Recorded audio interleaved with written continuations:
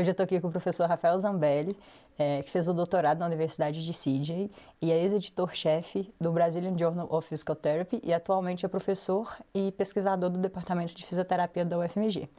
Então, Rafael, para começar, o que faz um editor-chefe? Bom, Vitória, obrigado pelo convite de estar aqui hoje.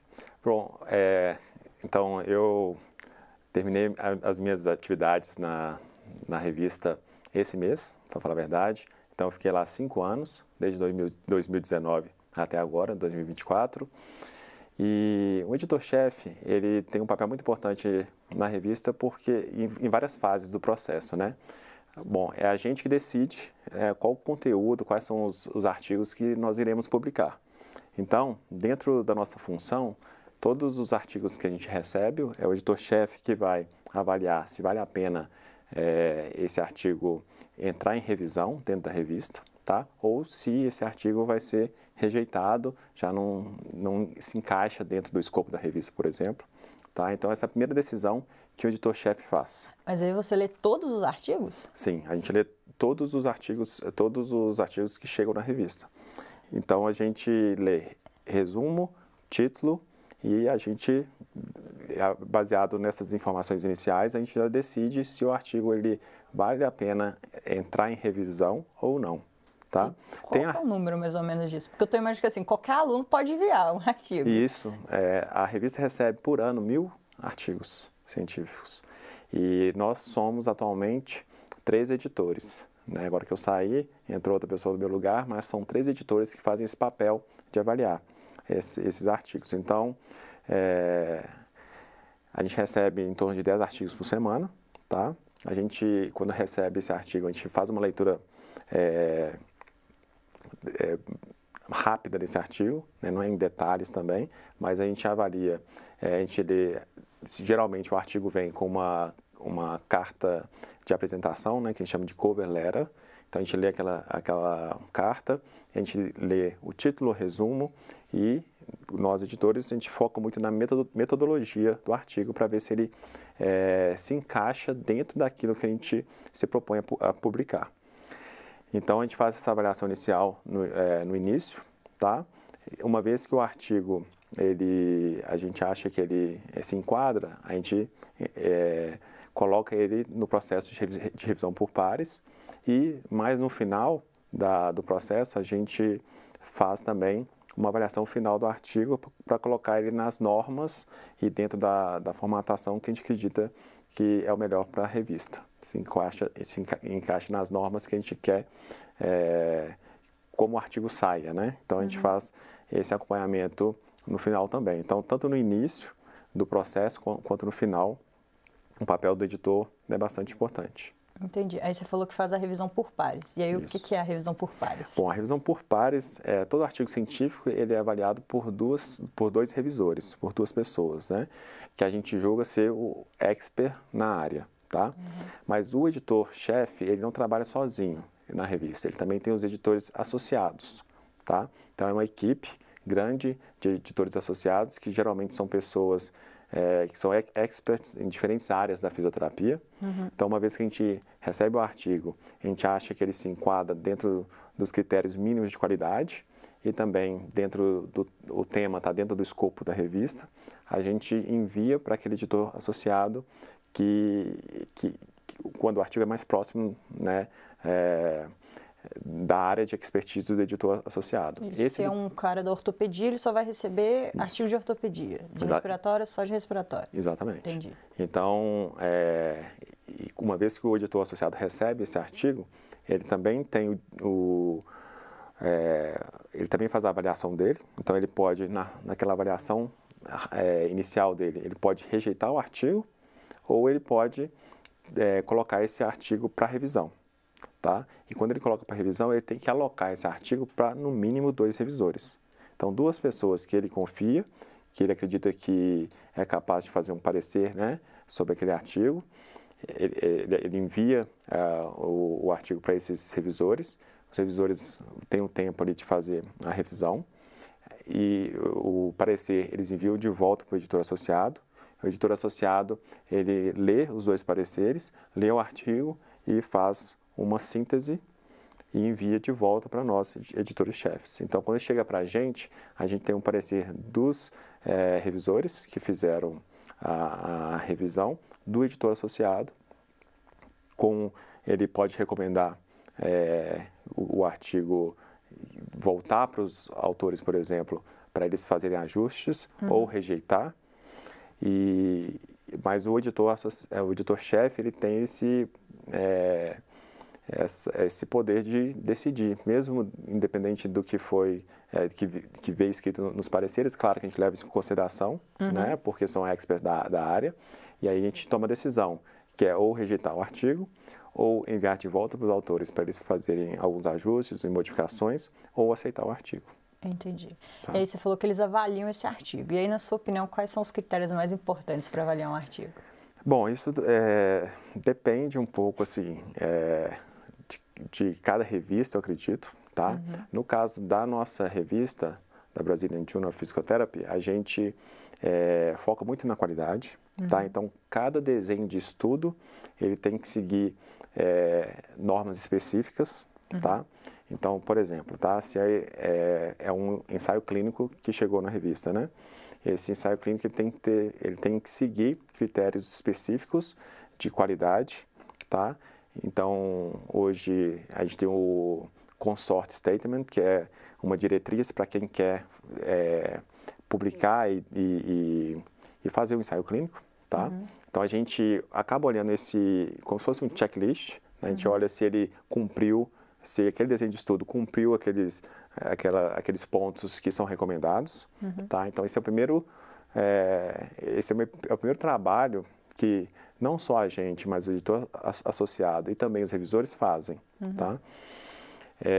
Então, se os artigos não seguem isso, né, e muitas vezes os autores não seguem a rigor esses pontos, a gente acaba excluindo.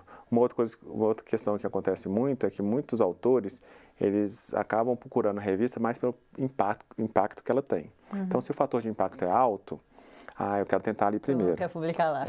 Mas, às vezes, são artigos que a gente não publica. Então, por exemplo, hoje a gente não publica na revista estudos de caso, tá? Isso, inclusive, está nas nossas normas. Claramente que a gente não publica estudos de caso. Então, se isso chega na revista, a gente já rejeita de cara, tá? Alguns estudos que a gente está evitando também, ou diminuindo, né, com o passar dos anos, são artigos que avaliam estudos transversais, que a gente prioriza estudos mais longitudinais, que acabam nos dando mais informação, e também estudos que avaliam propriedades de medidas de questionário, sabe? A gente não tem priorizado mais esses tipos de desenho de estudo, não, tá? Isso é a nossa revista em si, tá? Mas muitos artigos que chegam na revista, eles chegam completamente com o escopo fora. Então, pessoas de outra área que viram ali que o fator de impacto está alto, né? Então, eu quero começar por ali. Mas não se enquadra dentro do que a gente se propõe a fazer. Então, ler, né, as informações da revista lá, tanto as instruções para os autores, como também, né, ver os artigos que normalmente a revista publica, é importante para saber se você está submetendo o seu artigo para aquela... Isso é um dado que toda revista disponibiliza, né? Sim, se você entrar. Toda revista tem o seu site, tem lá a missão da revista, né? Então, qual que é a missão da revista? A gente vai... nosso foco é fisioterapia, é uma revista mais clínica. Então, se chega a estudos muito de pesquisa básica, por exemplo, não é tanto o nosso foco. Sabe? Então, assim, não perca muito tempo, né? Lê bem as instruções para saber se realmente aquele artigo, aquele tópico se enquadra dentro da revista. Tá? Então, ter certeza que está dentro do escopo é a primeira coisa, na verdade. E aí depois, né, dependendo do desenho de estudo que você fez, checar se ele está configurado, formatado dentro daquilo que se espera para aquele tipo de estudo. Que aí é você se basear nos checklists de cada tipo de estudo para poder deixar ele num formato que seja minimamente adequado. né? Porque esse é o primeiro olhar que a gente tem. E, em seguida, né, o que vai ser avaliado pelos editores, pelo corpo editorial como um todo, é o conteúdo em si, né? Então, eu diria que, primeiro, é o escopo. Acho que é um problema importante, porque as pessoas não leem direito, acabam enviando artigos de outras áreas para a gente. Então, que acaba perdendo tempo mesmo, poderia ter ido para uma revista que fosse mais adequada. E seguir essas normas mínimas de cada tipo de estudo. Entendi. E assim, então no caso tem esse erro de escopo, né? Mas quando a gente pensa nos estudos, assim, qual que é o erro que os pesquisadores geralmente mais cometem? Bom, não sei se tem, né? Não, então, é porque assim, a nossa revista mudou recentemente. Até pouco tempo atrás, se você não seguisse algumas normas básicas, como número de palavras, referências, formatação de referência, isso voltava para o autor, para ele adequar. Então, isso era muito comum, tá? Mas a gente mudou isso agora, porque como isso sempre tem problema, né, as pessoas sempre acabam, né, usando um estilo de referência errado, por exemplo, ou acaba ultrapassando o limite de palavras, isso sempre acaba voltando para o autor. E esse processo aí acabava atrasando bastante, né, até chegar de novo para a gente adequado. Quando chegava, né, adequado com relação à formatação, a gente lia o artigo, não, a gente não tem interesse. Né, então, todo mundo gastou tempo à toa, né, então a gente mudou isso agora. A gente recebe os artigos da forma com que eles são submetidos, dependente do tipo de referência que foi colocado, o número de palavras. Se o conteúdo é interessante, tá? Nessa primeira rodada de revisão, aí sim a gente vai indicar que para os autores, né, corrigirem o tamanho do artigo, corrigirem a formatação da referência. Então a gente passou isso para um segundo passo. Então, né, isso a gente mudou esse ano, por exemplo. Mas com a ideia de poder facilitar para todo mundo mesmo, sabe? Então, isso era uma coisa que acontecia muito frequente, era um erro. Tá? Muitas revistas ainda adotam essa política. Então, como autor, eu vou submeter meus artigos. Eles acabam voltando por causa... o número de palavras, o resumo ultrapassou o limite, algo desse tipo. Eu estava esperando uma coisa mais difícil de ser modificada. Não, é simples, mas o problema é que é simples e toma tempo de muita gente, né? Então é importante. O erro, eu falaria que o erro, na verdade, é não ler as instruções. E isso acontece muito. Então, os pesquisadores, como eles vão tentando várias revistas, eles acabam, uma vez que ele é rejeitado em uma revista, ele não se preocupa tanto em formatar e já manda para outra revista. Né? Então, a gente percebe isso como editor claramente, né? Que ele está no formato de uma outra revista, não está no nosso formato, né? Mas isso não é motivo de rejeição, não, tá? Isso era até pouco tempo, então voltava muito. Agora a gente mudou essa metodologia mesmo para poder acelerar um pouco os processos, até para o artigo não ficar muito tempo nesse vai e volta, que demorava um mês mais ou menos, né? E isso é ruim para as métricas da revista e é ruim para o autor que está querendo publicar rápido seu artigo. E vocês publicam de quantos artigos, de quanto em quanto tempo? Boa pergunta. A gente recebe 1000, mas a gente só publica por ano 60. 60. Tá? Aí é feita uma publicação anual ou divide? São 6 números por ano, e cada número com 10 artigos originais. Tá? Então, assim, não é fácil publicar na revista. Tá? São apenas 6% de tudo aquilo que a gente recebe que a gente publica. Né? Então, assim, uma mensagem que eu poderia deixar para os autores, né, é que o fato de ter sido rejeitado na nossa revista não quer dizer que o artigo não tem potencial. O fato é que está cada vez mais difícil mesmo, né? A revista vai recebendo muito artigo bom, e fazer essa peneira aí para ver qual que a gente vai publicar fica difícil, né? Então a gente tem que acabar rejeitando alguns artigos. Entendi. E aí, assim, quando me falaram que eu ia fazer entrevista com você, a primeira coisa que eu pensei foi assim: mas como que alguém vira editor-chefe de uma revista? Assim, pra te falar a verdade, eu nem sabia que isso era um emprego, assim, era uma função. Bom, não é emprego, ainda não é emprego na nossa revista. Todas as pessoas que trabalham na revista trabalham de forma voluntária, tá? tanto os editores, quanto os editores associados, como os revisores. Então, na nossa revista ainda é todo um processo voluntário, tá? Entendi. Mas a gente também não cobra para publicar, a gente não cobra dos autores para publicar na nossa revista, tá? Então, nossa revista, porque tem muitas revistas que cobram para você publicar. Então, a gente não faz isso, né? E o processo de seleção de editor-chefe para a nossa revista hoje acontece por meio de edital. A gente já mudamos isso há alguns anos, então aconteceu recentemente o segundo processo seletivo de editor-chefe. A gente publica um edital, né, divulga esse edital para a comunidade, não só de pesquisadores brasileiros, mas também no exterior. E as pessoas, né, fazem uma carta de intenção, de interesse, por que eles querem ser editor da revista, o que eles acham que eles podem contribuir e anexam o currículo deles, tá? E isso, existe um conselho na revista, o conselho de editores, que é formado por ex-editores da revista, tá? Que sentam e avaliam essas propostas, né? Esses candidatos. E é levado em consideração a expertise mesmo dos pesquisadores, né, em diferentes delineamentos de estudo, né, se eles têm experiência com relação à publicação, né, e pesquisa em si, alunos que ele já supervisionou. Então, isso tudo é levado em consideração para poder selecionar um editor. E aí tem um período mínimo que você fica no cargo?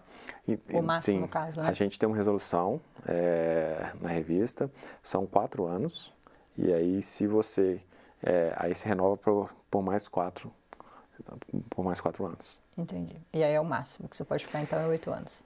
É o máximo. Assim, a gente não tem ninguém que ficou tanto tempo assim, mas desde quando a gente começou essa nova resolução, tá? E eu não sei se tem um limite, para falar a verdade, mas você tem a cada 4 anos fazer uma renovação. Entendi. Aí é só do editor-chefe ou dos editores também? Não, é só dos editores-chefes. Os editores-chefes, eles são responsáveis por convidar e montar a rede de editores associados que ele confia, tá? Então ele tem a completa autonomia para poder selecionar as pessoas que ele quer trabalhar, tá? E geralmente, no caso da revista hoje, o que a gente fez? A gente pegou pesquisadores brasileiros que moram no Brasil, então, que estão nas universidades, né, são pesquisadores aqui da área. A revista, ela é mantida pela Associação Brasileira de Programas de Pós-Graduação em Fisioterapia. Então, a gente tem contato via, que é a nossa ABRAPG, né, a nossa associação. Nós temos contato com vários pesquisadores no Brasil, tá?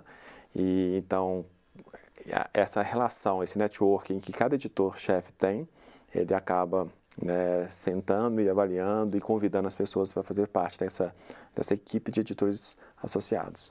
E a gente também tem um editor internacional, que é o professor Guy Simoneau. Ele é pesquisador canadense que está nos Estados Unidos. Ele ajuda a gente na parte de finalização dos artigos, então, né, naquela leitura final e no inglês dos artigos. Faz sentido, né? Porque apesar de ser uma revista brasileira, todos os artigos são publicados em inglês, né? Exatamente. A gente só publica em inglês, já tem alguns anos, quase uma década já. E até foi uma sugestão dele, né, da gente começar a abrir o nosso corpo editorial, os editores associados, para profissionais que estão no exterior, né? Porque aí a gente acaba expandindo, né? E aí internacionalizando ainda mais a revista. Hoje a revista publica 60% dos artigos são brasileiros, mas 40% já são internacionais. Então isso é muito bom. E aí a nossa estratégia, na verdade, foi o quê? Contactar pesquisadores brasileiros de sucesso que estão no exterior. Então a gente convidou eles para poder fazer parte da revista. E geralmente os brasileiros que estão fora são os brasileiros que abraçam, né, a revista e ajudam a gente também nessa divulgação da revista e também no processo de revisão. E aí a minha última pergunta, né, eu como uma jovem, né, que acho muito legal tudo isso que envolve a pesquisa, que dica que você daria para um jovem que, sei lá, quer virar pesquisador aqui no Brasil ainda? Como é que faz isso? Bom, Qual que seriam os passos, né? Não sei. a primeira dica, né, talvez, é que você, durante a sua graduação, né, faça uma iniciação científica, né, tenha contato com a pesquisa, porque ali você vai ler bastante, né, quanto mais você lê, mais conhecimento você adquire em relação a artigo científico também, a formatação e tudo.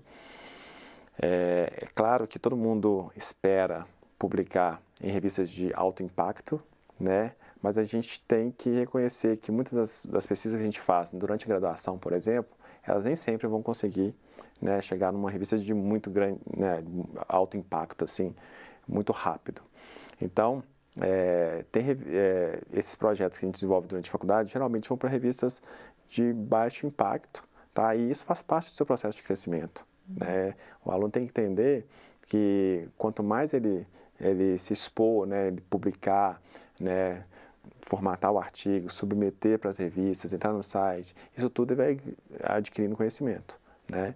Então, a dica que eu dou é que vocês, né, não esperem o professor submeter o artigo, vocês, né, tentem puxar essa função para vocês terem a experiência de submeter um artigo, e aí, né, voltou porque a referência estava errada, voltou porque você não seguiu todos os passos, faltou documentação. Então, todo esse processo é importante para você adquirir conhecimento, né? Então, fazer iniciação científica e ser responsável por submeter os artigos, né, mesmo que seja para revistas menores, faz parte do aprendizado, né? E ganhando experiência, né, depois, se realmente se interessar pela essa área acadêmica, fazer mestrado, doutorado, vai adquirindo mais conhecimento, né, e aí vai melhorando também as revistas que você vai submetendo, né? Então, acho que faz parte de um processo. Achar que vai chegar rápido no topo é difícil, né? Então, tem que ser bem... Um degrau de cada vez. Um degrau de cada vez. Uma característica importante é ser resiliente, porque a gente vai receber muito não, mesmo, né? Então, não é para levar para o lado pessoal, muitas vezes tem que saber lidar com isso, né? Se o artigo é rejeitado, né, não é nada, muitas vezes, pessoal, né? Às vezes é porque a revista, né, não está adequada. Não quer dizer que o artigo também é ruim, né? Não Às quer dizer vezes que está ruim. Só não é para aquela revista. Exatamente. É claro que a gente fica chateado, né? Todos aqui somos seres humanos, mas faz parte do processo, né? Esse é o processo, esse é o jogo, né, acadêmico, né? Então, ter muita resiliência ali, correr atrás, né? Que com certeza é com treinamento que você vai adquirindo mais experiência, né? Vai conhecendo melhor as revistas. Então, é um processo longo, mas que leva tempo. Entendi. Quanto tempo, mais ou menos, assim, já que a gente está aqui? Para se tornar um pesquisador independente, vamos dizer assim, né? Leva tempo porque, geralmente, você passa pela formação da graduação. Vai 5 anos. Mais depois o mestrado. Vai mais 2. E o doutorado. Vai mais 4. Então, assim, é um processo longo nesse sentido, né? Então, saber escolher um bom orientador é importante, né? Para você, né, talvez conhecer melhor os atalhos, né, dessa vida acadêmica. Fazer colaboração é uma coisa muito importante, né? Achar que vai ficar no laboratório ali, isolado de todo mundo, fazendo uma pesquisa de forma isolada, isso não vai levar ao sucesso, né? Você vai ter que fazer conexões, vai ter que tentar conseguir uma bolsa e tentar ir para fora, né? Ter uma experiência no exterior é muito importante, conhecer outros grupos de pesquisa. Se não deu para ir para fora, para o exterior, tenta no Brasil, para outros programas, né? Então, assim, quanto mais você expande a sua rede de contatos na pesquisa, né, mais próximo dos melhores, dos pesquisadores que você vai estar, mais conhecimentos você vai adquirir. Então, é um processo longo, tá? Mas que vale a pena, né? No final, você tem a recompensa. Então, professor, muito obrigado por ter tirado seu tempo, vindo aqui hoje, trazer um pouquinho desses conhecimentos para a gente. Eu tenho certeza que vai ajudar muitas pessoas que estão querendo seguir esse caminho da pesquisa. Muito obrigada.